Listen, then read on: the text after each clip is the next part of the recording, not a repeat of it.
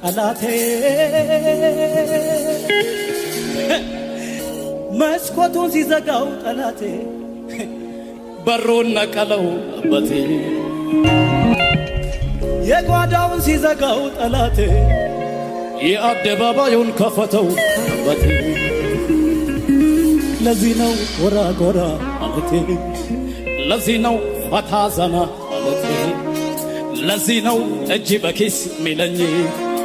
ለዚህ ነው ዘንጥ ይለኛል አንተ ዝም ብሎ በላይ በላዩ ላይ በረከት አዟለኛ አንዱን ሳልጨርሰው ደርሷል ሌላው ሳልፈጽመው የጥያቄን ቃል መልሴ በደጅ ቆሞ ኑሮዬ የታምራት አድርጎታል የኔኮ ከሰው ሁሉ ኑሮዬን የደንቃ ድንቅ አድርጎታል የኔኮ ከሕዝብ ሁሉ